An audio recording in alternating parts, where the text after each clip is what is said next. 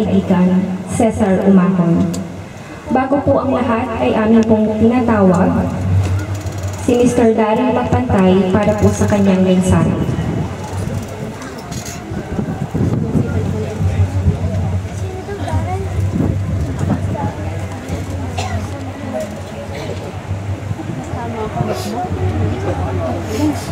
Ay, babae.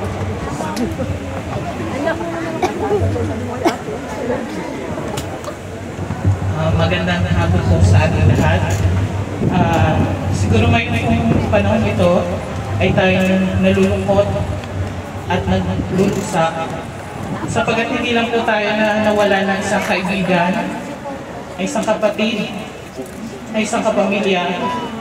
Ngunit nawalan din po tayo ng isang mahusay na pinuno ng ating barangay. Sana po hanggang sa huli ay maalala natin ang mga malalaking kontribusyon ni Konsehal Umahon sa ating barangay. Maikwento ko lang po yung dalawang importanteng kontribusyon niya sa ating barangay.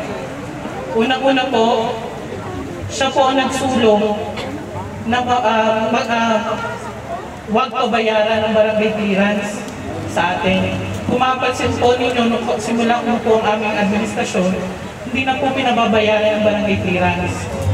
Sapagkat sa kanya pong opinion, yung 20 pesos pong ibabayad ng isang taong mag-a-apply sa trabaho sa barangay clearance ay pamasahin na po niya para papunta sa kumpanya kanyang mag-a-applyan. Ganun po kababa ang loob ni Konsehal Titat para sa kanyang mga kabarangay. Pangalawa po, napaka-vocal po ni Konsehal Titat na kaya ang main reason po kaya siya kumandidato ay para sa chapel. At hindi naman po siya nabigo. Sapagkat makikita po natin kung gaano kalaki ang pinagbago ng chapel. Yun po ay sa kanyang inisyatibo. Siya po ang nagmula at nagsulong ng mga proyekto para mapabago at mapaganda ang chapel. At sa aming po huling pag-uusap, yun po ay last week lamang sa aming special meeting. Ang huli po namin pag-uusap ay tungkol sa chapel pa rin po. Pinag-uusapan po namin yung pondo na napanalunan ng barangay at ang kanyang hinihiling ay ang mga bangko sa chapel. Yun po muli niyang hinihiling sa barangay at yun po inaproba ng konseho. Sana po huwag natin kalimutan kung gaano kagaling, karesponsable at kababang loob ng ating Konsehal Umahon.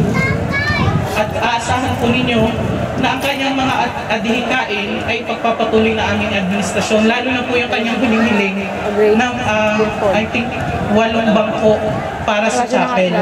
Mapalitan po yung 8 bangko sa chapel at siya po excited na mapalagay yung pangalan namin doon. Yun po muli namin pag-uusap. Kaya po sa ngalan ng aming Pangulong Hernie Faymani at Sangguniang Barangay at Sangguniang Kabataan, kami po'y nakikiramay sa pamilya at kaibigan ng ating mahal na Konsehal. Maraming salamat. Maraming salamat po, Mr. Daryl Magpantay. Sunod naman po ay ating pong tawagin si Dilibing Aba Villabon para po sa kanyang mensahe.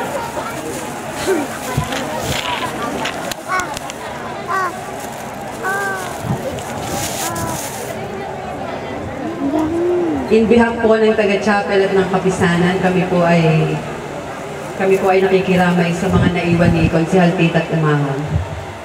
Magandang hapon po sa inyong lahat, sa mga kapatid, pamangkin, tiyuhin at tiyahin, pinsan, mga naririto at nakikisa sa huling sulyap natin sa nag-iisang tinatawag po nating Tatay Ninong para sa mga bata, Padre Jose sa mga kasama sa krusada, at Titat sa mga kaibigan.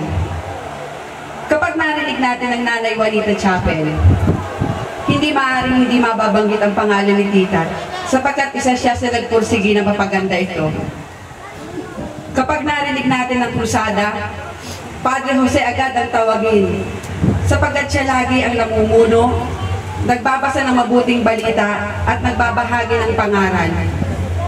Isang mahigpit na dahilan lamang ang makakapagpaliban sa kanya at kumpleto niyang tinatapos yung 40 araw kahit malimit ay nag-iisa siyang lalaki. Kaya mahal na mahal siya ng mga olds natin. Tapusan sa Flores de Mayo, lagi siyang nagpaplano ng programa sa tapusan, mga palaro sa mga bata, reynahan. Wala siyang iniisip kundi mapasaya ang ating tapusan. Kapag may programa ang mga samahan, lalo na nung panahon ng Mr. and Mrs. Valentine, siya lagi ang nag-MC para sumaya. Kasi marami siyang sinasabi na adlib at hindi natatapos ang programa na wala siyang pakwela. Padre Jose, Tita, paano ka malilimutan ng mga Tagalooban sa mga tulong at pagpapasaya na binigay mo sa amin? Hindi ka malilimutan ng mga Tagalooban sapagkat kahit alam namin masaya at tahimik ka sa kinaroroonan mo ngayon, hindi mo kami pababayaan at lagi mo kaming gagabayan. Dahil alam namin kung gaano mo rin kamahal ang mga Tagalooban at gusto mo rin ipagpatuloy namin ang iyong mga ginagawa, mga plano at mga paninindigan mo. Nag-iisa ka para sa amin, Konsehal Tita at Padre Jose. Mahal na mahal ka namin.